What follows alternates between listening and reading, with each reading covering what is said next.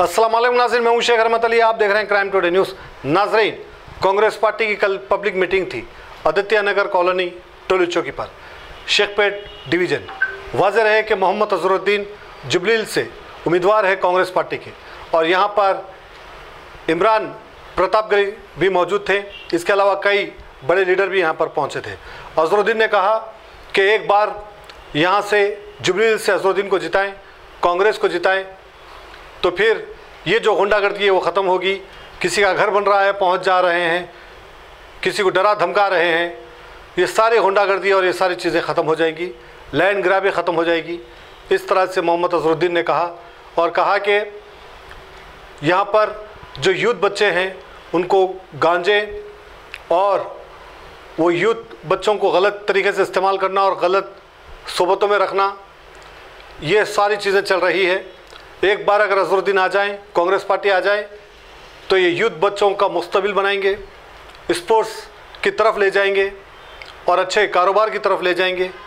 इन्होंने ये सारी बातें की और उन्होंने इल्ज़ाम लगाया कि जिस तरह से मुसलमानों के वोट कट करने के लिए लगातार कोशिश की जा रही है और बीआरएस पार्टी को जिताने की कोशिश की जा रही है, इसको समझें, क्योंकि यहाँ का एक वोट सीधा कांग्रेस को जाएगा, कांग्रेस पार्टी मजबूत होगी, और तेलंगाना में अगर कांग्रेस मजबूत होगी तो फिर 2024 में भारतीय जनता पार्टी का सफाया होगा और कांग्रेस पार्टी इख्तिदार में आएगी, और फिर ये जो जुल्म हो रहा है ये जुल्म ख़त्म होगा।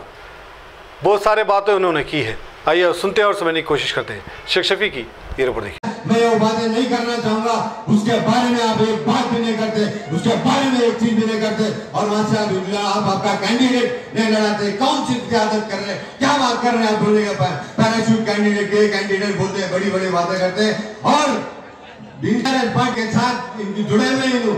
आज गैया के उनके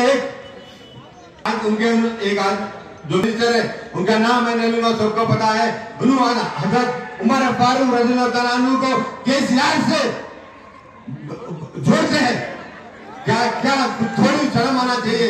और अगर ये पार्टी रहता तो बिल्कुल मैं रहता तो बिल्कुल बंधन छोड़ देता था, क्योंकि आप मुसलमान हो के ये बात कैसे आप बोल नहीं सकते हैं। आज एक स्टेटमेंट नहीं दिया उसके बारे में, आप बताइए, एक स्टेटमेंट दिए कोई?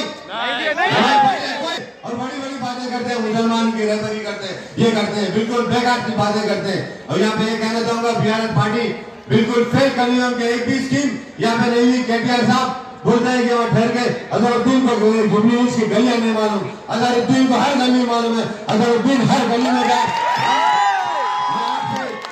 आपसे सवाल करना चाहता हूँ कि केटीआर साहब कितने बार शेखपेट में आए, वो बताइए, कोई बता सकता है?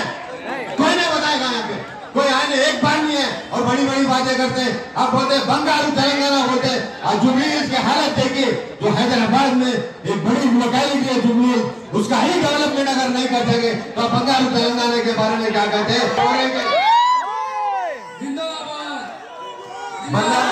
कौन से क्या बोल रहे हैं?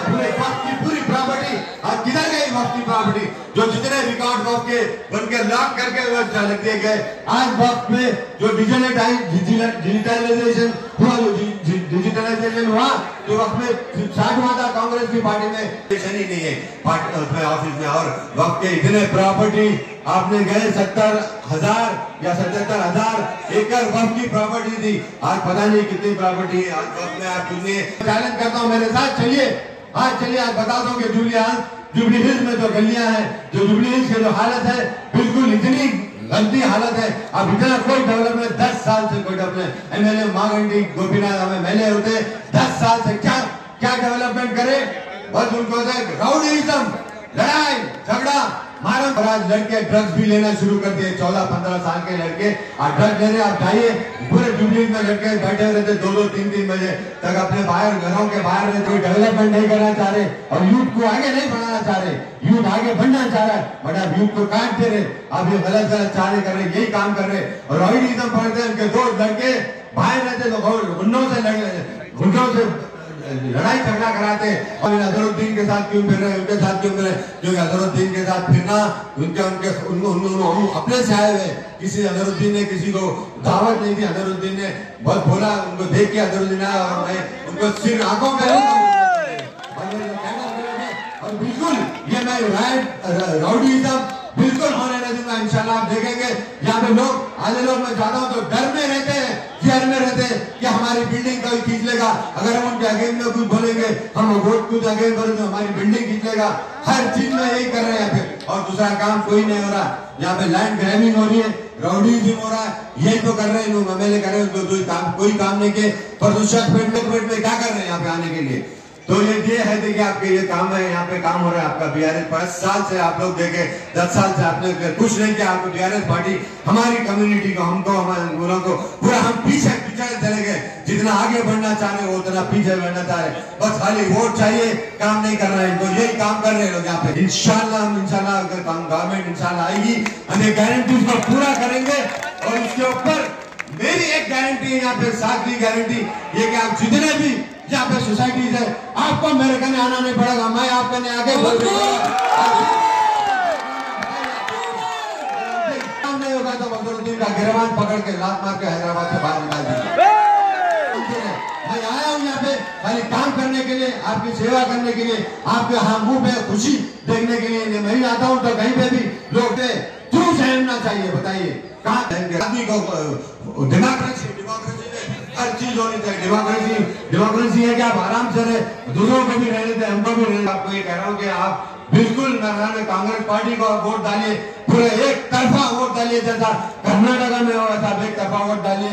इंशाल्लाह आपके काम अगर नहीं होंगे तो अजहरुद्दीन को पकड़ना, उनके बारे में आज नहीं, हम वादा करके जा रहा हूँ, वादा कर रहा हूँ कि आप इमरान भाई भी बैठे हुए और जितने कांग्रेस के बड़े बड़े नेता बैठे, हमारे जितने भी बड़े बड़े लोग यहाँ पे कांग्रेस में, आपको वादा कर रहा हूँ आप एक तरफा वोट डालिए, कांग्रेस पार्टी को जिताइए, मुझे जिताइए यहाँ से। इंशाल्लाह आप देखिए काम कैसा होगा। मुझे काम करना आता है, क्योंकि लोग कह रहे हैं कि अजहरुद्दीन नहीं है। मैं फील्ड का आदमी हूँ, मैं 25-30 साल में फील्ड पे रहा हूँ, आपको तो पता नहीं था। तो मुझे फील्ड पे कैसा रहना है और फील्ड पे क्या करना है, फील्ड पे किससे काम लेना है, किससे नहीं काम लेना है, वो मुझे पता है।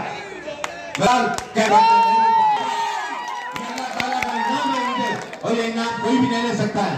हम बोल रहे थे वो क्रिकेटर आया, 100% वो क्रिकेटर आया, इसीलिए तो आपके नीचे से पूरा जमीन निकल गई।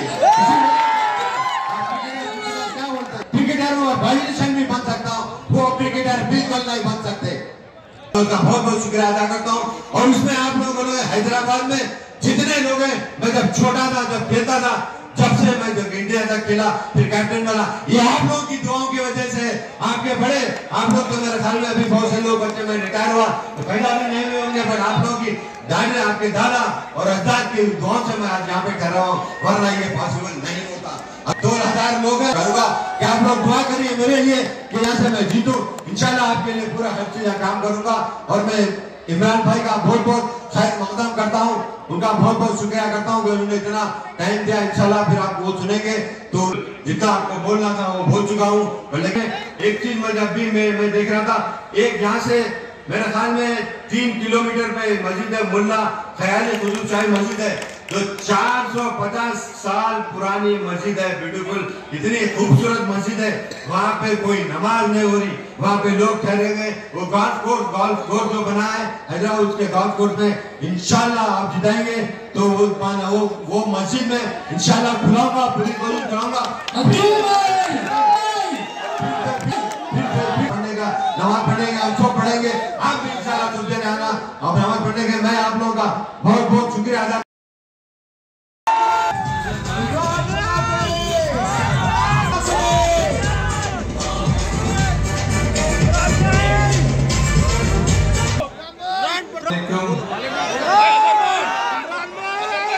मेरी आंखों के सामने हजारों की तादाद में मौजूद, खासतौर से मेरे नौजवान साथियों, पहली बार आपके दयाल मोहब्बत में हाजिर हुआ हूं।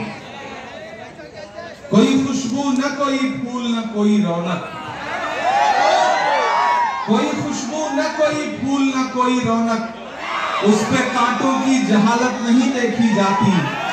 हमने खोली थी इसी बाग में अपनी आंखें, हमसे इस बाग की हालत नहीं देखी जाती।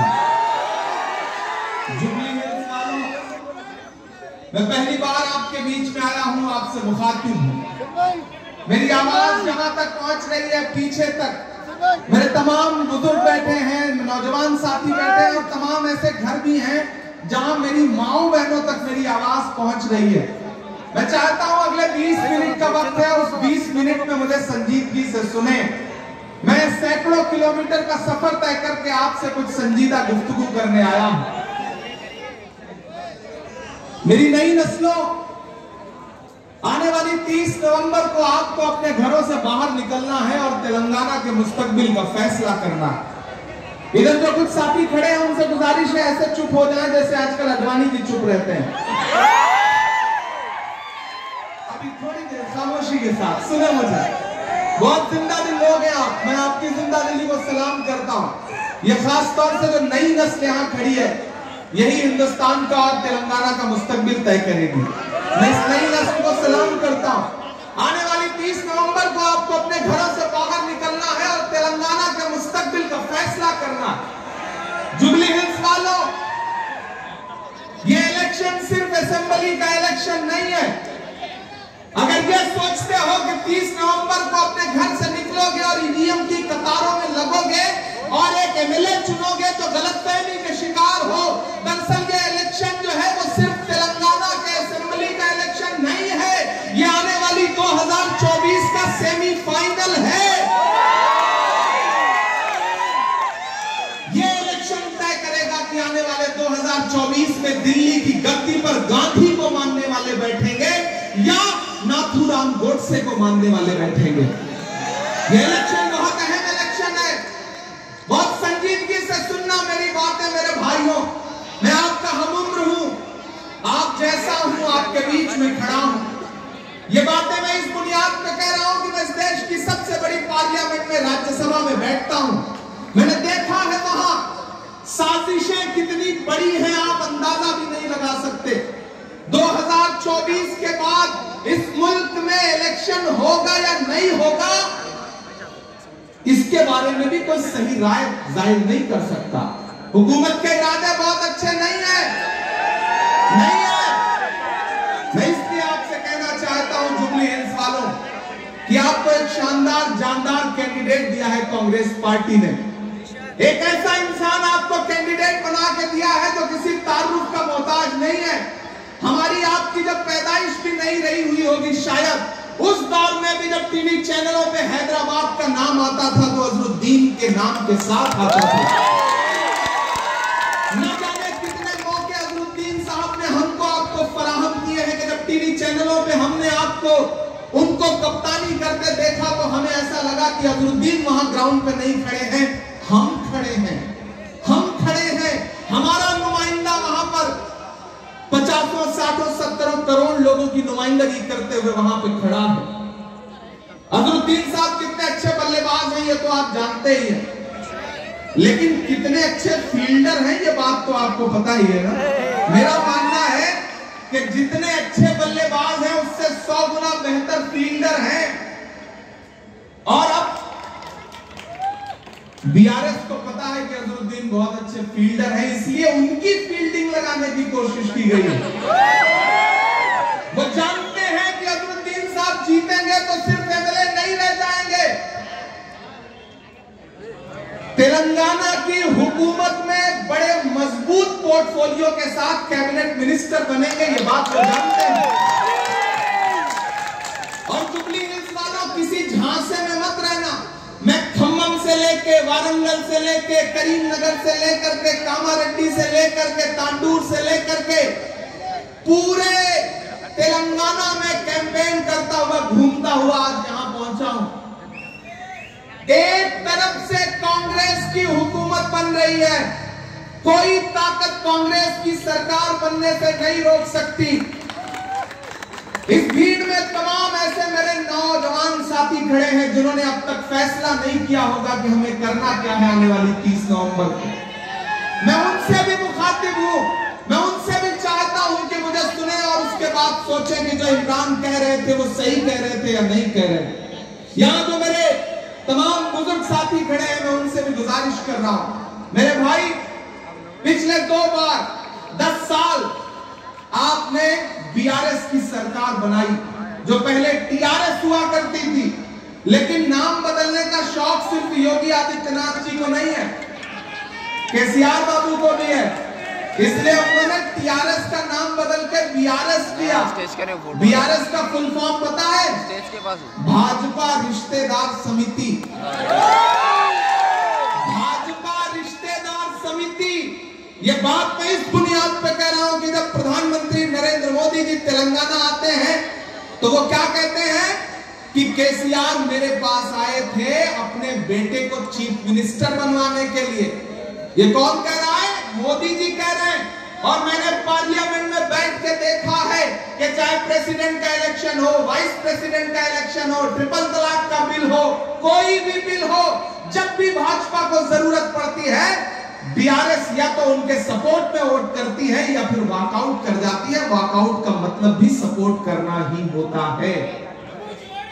बीआरएस, ये बात आप कह रहे हो, मैं मान लेता हूं। अब आप देखिए, कुछ मैं तो मेंबर ऑफ पार्लियामेंट हूं, बहुत सारे अनपार्लियामेंट्री लैंग्वेज है जिस पे मैं कुछ बोल नहीं सकता।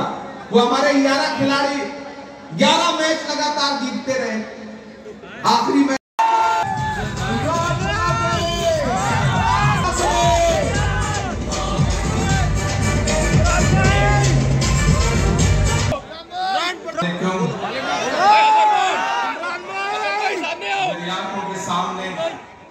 हजारों की तादाद में मौजूद खासतौर से मेरे नौजवान साथियों, पहली बार आपके दयाल मोहब्बत में हाजिर हुआ हूं।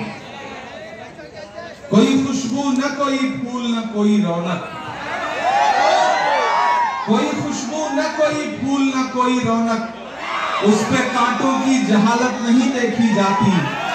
हमने खोली थी इसी बाग में अपनी आंखें, हमसे इस बाग की हालत नहीं देखी जाती। जुबली हिल्स वालों, मैं पहली बार आपके बीच में आया हूं, आपसे मुखातिब हूं। मेरी आवाज जहां तक पहुंच रही है पीछे तक मेरे तमाम बुजुर्ग बैठे हैं, नौजवान साथी बैठे हैं और तमाम ऐसे घर भी हैं जहां मेरी माओ बहनों तक मेरी आवाज पहुंच रही है। मैं चाहता हूं अगले 20 मिनट का वक्त है, उस 20 मिनट में मुझे संजीदगी से सुने। मैं सैकड़ों किलोमीटर का सफर तय करके आपसे कुछ संजीदा गुफ्तगू करने आया हूं। मेरी नई नस्लों, आने वाली 30 नवंबर को आपको अपने घरों से बाहर निकलना है और तेलंगाना के मुस्तकबिल का फैसला करना है। इधर जो कुछ साथी खड़े हैं उनसे गुजारिश है ऐसे चुप हो जाएं जैसे आजकल अडवाणी जी चुप रहते हैं। अभी थोड़ी देर खामोशी के साथ सुने मुझे। बहुत जिंदा दिल लोग हैं आप, मैं आपकी जिंदा दिली को सलाम करता हूँ। ये खास तौर से जो नई नस्ल यहाँ खड़ी है, यही हिंदुस्तान का और तेलंगाना का मुस्तकबिल तय करेगी। मैं इस नई नस्ल को सलाम करता हूँ। आने वाली 30 नवंबर को आपको अपने घरों से बाहर निकलना है और तेलंगाना के मुस्तकबिल का फैसला करना है। जुबली हिल्स वालों, ये इलेक्शन सिर्फ असेंबली का इलेक्शन नहीं है। अगर ये सोचते हो कि 30 नवंबर को अपने घर से निकलोगे और ईवीएम की कतारों में लगोगे और एक एमएलए चुनोगे तो गलतफहमी के शिकार हो। दरअसल ये इलेक्शन जो है वो सिर्फ तेलंगाना के असेंबली का इलेक्शन नहीं है, ये आने वाली 2024 का सेमीफाइनल है। ये इलेक्शन तय करेगा कि आने वाले 2024 में दिल्ली की गद्दी पर गांधी को मानने वाले बैठेंगे या नाथूराम गोडसे को मानने वाले बैठेंगे। ये इलेक्शन बहुत अहम इलेक्शन है। बहुत संजीदगी से सुनना मेरी बातें मेरे भाइयों। मैं आपका हमउम्र हूं, आप जैसा हूं, आपके बीच में खड़ा हूं। ये बातें मैं इस बुनियाद पे कह रहा हूं कि मैं इस देश की सबसे बड़ी पार्लियामेंट में, राज्यसभा में बैठता हूं। मैंने देखा है वहां साजिशें कितनी बड़ी हैं, आप अंदाजा भी नहीं लगा सकते। 2024 के बाद इस मुल्क में इलेक्शन होगा या नहीं होगा, इसके बारे में भी कोई सही राय जाहिर नहीं कर सकता। हुकूमत के इरादे बहुत अच्छे नहीं है, नहीं है। मैं इसलिए आपसे कहना चाहता हूं जुबली हिल्स वालों कि आपको एक शानदार जानदार कैंडिडेट दिया है कांग्रेस पार्टी ने। एक ऐसा इंसान आपको कैंडिडेट बना के दिया है जो किसी तारुफ का मोहताज नहीं है। हमारी आपकी जब पैदाइश भी नहीं रही हुई होगी शायद, उस दौर में भी जब टीवी चैनलों पे हैदराबाद का नाम आता था तो अजरुद्दीन अजरुद्दीन के नाम के साथ आता था। न जाने कितने मौके अजरुद्दीन साहब ने हमको आपको फराहम किए हैं कि जब टीवी चैनलों पे हमने आपको उनको कप्तानी करते देखा तो हमें ऐसा लगा कि अजरुद्दीन वहां ग्राउंड पे नहीं खड़े हैं, हम खड़े हैं, हम खड़े हैं। हमारा नुमाइंदा वहां पर 50, 60, 70 करोड़ लोगों की नुमाइंदगी करते हुए वहां पे खड़ा है। अजरुद्दीन साहब कितने अच्छे बल्लेबाज हैं ये तो आप जानते ही हैं, लेकिन कितने अच्छे फील्डर हैं ये बात तो आपको पता ही है ना। मेरा मानना है कि जितने अच्छे बल्लेबाज हैं उससे 100 गुना बेहतर फील्डर हैं। और अब बीआरएस को पता है कि अजरुद्दीन बहुत अच्छे फील्डर हैं, इसलिए उनकी फील्डिंग लगाने की कोशिश की गई है। वो जानते हैं कि अजरुद्दीन साहब जीतेंगे तो सिर्फ एमएलए नहीं रह जाएंगे, तेलंगाना की हुकूमत में बड़े मजबूत पोर्टफोलियो के साथ कैबिनेट मिनिस्टर बनेंगे, ये बात वो जानते हैं। और जुबली हिल्स वालों किसी झांसे में मत रहना। मैं खम्मम से लेके वारंगल से लेके करीमनगर से लेकर के कामारेड्डी से लेकर के तांडूर से लेकर के पूरे तेलंगाना में कैंपेन करता हुआ घूमता हुआ आज यहां पहुंचा हूं। एक तरफ से कांग्रेस की हुकूमत बन रही है, कोई ताकत कांग्रेस की सरकार बनने से नहीं रोक सकती। इस भीड़ में तमाम ऐसे मेरे नौजवान साथी खड़े हैं जिन्होंने अब तक फैसला नहीं किया होगा कि हमें करना क्या है आने वाली 30 नवंबर को। मैं उनसे भी मुखातिब हूं, मैं उनसे भी चाहता हूं कि मुझे सुने और उसके बाद सोचें कि जो इमरान कह रहे थे वो सही कह रहे थे या नहीं कह रहे। यहां जो मेरे तमाम बुजुर्ग साथी खड़े हैं मैं उनसे भी गुजारिश कर रहा हूं, मेरे भाई पिछले 2 बार 10 साल आपने बीआरएस की सरकार बनाई, जो पहले टीआरएस हुआ करती थी, लेकिन नाम बदलने का शौक सिर्फ योगी आदित्यनाथ जी को नहीं है, केसीआर बाबू को भी है। इसलिए उन्होंने टीआरएस का नाम बदल के बीआरएस किया। बीआरएस का फुल फॉर्म पता है? भाजपा रिश्तेदार समिति। भाजपा रिश्तेदार समिति। ये बात मैं इस बुनियाद पे कह रहा हूं कि जब प्रधानमंत्री नरेंद्र मोदी जी तेलंगाना आते हैं तो वो क्या कहते हैं कि केसीआर मेरे पास आए थे अपने बेटे को चीफ मिनिस्टर बनवाने के लिए। ये कौन कह रहा है? मोदी जी कह रहे हैं। और मैंने पार्लियामेंट में बैठ के देखा है कि चाहे प्रेसिडेंट का इलेक्शन हो, वाइस प्रेसिडेंट का इलेक्शन हो, ट्रिपल तलाक का बिल हो, कोई भी बिल हो, जब भी भाजपा को जरूरत पड़ती है बीआरएस या तो उनके सपोर्ट में वोट करती है या फिर वॉकआउट कर जाती है। वॉकआउट का मतलब भी सपोर्ट करना ही होता है। बीआरएस, ये बात आप कह रहे हो मैं मान लेता हूं। अब आप देखिए कुछ, मैं तो मेंबर ऑफ पार्लियामेंट हूं, बहुत सारे अनपार्लियामेंट्री लैंग्वेज है जिस पे मैं कुछ बोल नहीं सकता। वो हमारे 11 खिलाड़ी 11 मैच लगातार जीतते रहे, आखिरी में आएगा हर नवायत से हट के आएगा, आंधियों को जरा खबर कर दो, तैयार रहना, आंधियों को जरा खबर कर दो, शेर वापस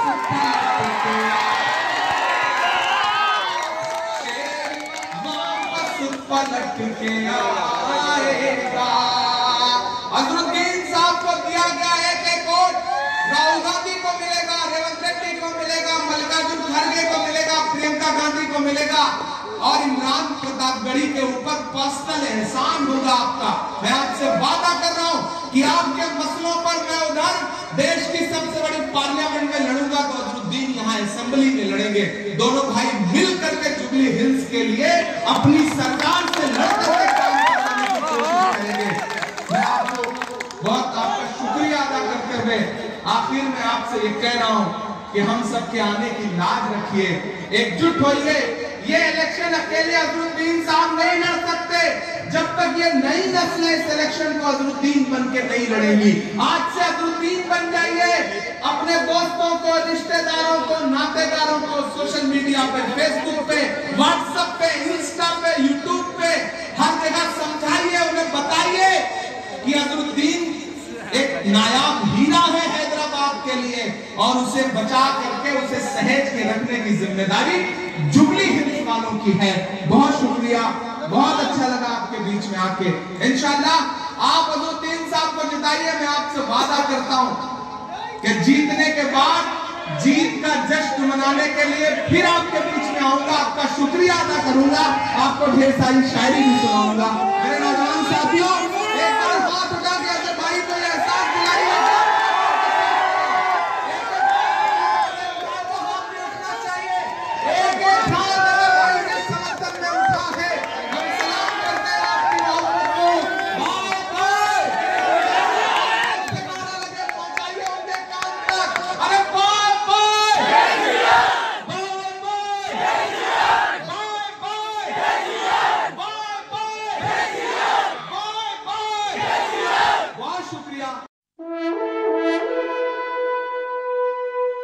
अल्हम्दुलिल्लाह। अपने मुक़द्दस नाम की तरह हर दुल्हा दुल्हन की हयात नौ के आगाज का बावखार नाम HKGN फर्नीचर्स। जी हाँ, HKGN फर्नीचर्स NRIs कारनशीन फैमिलीज के लिए दीदाजेब, शानदार, शाहकार, मजबूत और पायदार, दिलकश और दिलनशी शादी के फर्नीचर का सबसे बड़ा शोरूम अब Shastripuram king colony main road के पुरसुकून माहौल में। पसंद फरमाइए आपकी शहजादी के लिए खूबसूरत जहेज का मुकम्मल फर्नीचर सिर्फ 29,999 रुपए में। जी हाँ, 29,999 रुपीज। जी हाँ, फख्रे हिंदुस्तान सदर मोहतरम बैरिस्टर असदुद्दीन अवैसी साहब के मकान के बिल्कुल करीब आपका अपना HKGN फर्नीचर्स। 9618650827।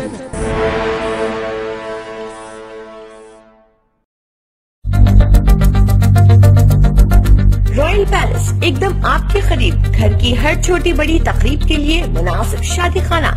रॉयल पैलेस 100 दावतियों से लेकर 1000 दावतियों के लिए, बर्थडे फंक्शन हो या साचक शादी वलीमा, जुमागी या फिर कोई गेट टुगेदर, आपकी हर खुशी के मौके पर 4 चांद लगाए रॉयल। जी हाँ, रॉयल अंदाज में अपने दावतियों का इस्तकबाल कीजिए। पुर इखलाक सर्विस, नए फर्नीचर से आरास्ता, नए क्रॉकरी के साथ।